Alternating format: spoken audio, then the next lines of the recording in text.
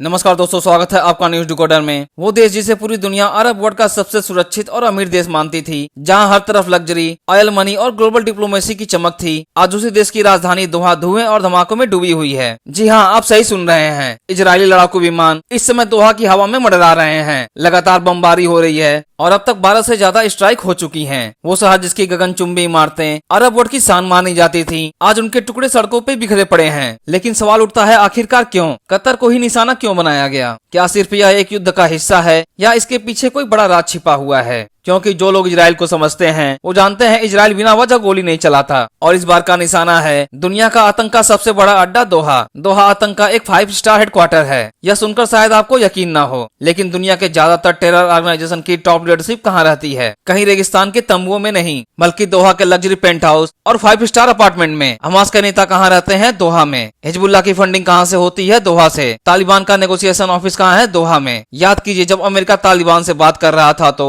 वह अफगानिस्तान में नहीं गया था, वह सीधा दोहा आया था। यानी दुनिया का हर बड़ा आतंक सौदा, हर बड़ी बातचीत दोहा के चमचमाती टेबलों पर होती है। और यही वजह है कि इजराइल ने इस बार गाजा या लेबनान को नहीं, बल्कि इसके एपिसेंटर को निशाना बनाया है। लेकिन असल कहानी यहाँ से शुरू होती है। कतर हमेशा से यह मानता था कि हमें कोई छू नहीं सकता, क्योंकि अमेरिका का सबसे बड़ा एयरबेस उनके पास है। ट्रंप जैसे नेताओं से उनकी दोस्ती है। यूरोप को गैस और ऑयल की सप्लाई उन्हीं से होती है। यहाँ तक कि ईरान और रूस जैसे दुश्मनों से भी उनके अच्छे रिलेशन है। कतर के शासक हमेशा यह सोचते थे कि वह दुनिया के सबसे सुरक्षित और सबसे अनटचेबल देश हैं। लेकिन इजरायली बमों ने आज रात उनका यह भ्रम चकनाचूर कर दिया। अब सबसे बड़ा सवाल यह है कि क्या अरब वर्ल्ड इजराइल के इस कदम पर खड़ा होगा? अभी तक सिर्फ सऊदी अरब खुलकर कतर के सपोर्ट में आया है। उन्होंने कहा है कि वो कतर की मदद करेंगे, लेकिन क्या सिर्फ बयान और थोड़ी सी फौज से इजराइल रुक जाएगा? असलियत यह है कि आज पूरा अरब वर्ल्ड अमेरिका पर इतना डिपेंडेंट हो चुका है कि इजराइल चाहे गाजा को जला दे या ईरान में स्ट्राइक कर दे या अब कतर की राजधानी को तबाह कर दे, ये देश कुछ नहीं कर सकते। सोचिए, इतना तेल, इतनी दौलत, इतनी चमक, लेकिन असल में किसी भी अरब कंट्री के पास खुद की इंडिपेंडेंट मिलिट्री पावर नहीं है। सबने अपनी सोवरेनिटी, अपनी ताकत वाशिंगटन को बेच दी है। और यही वजह है कि इजराइल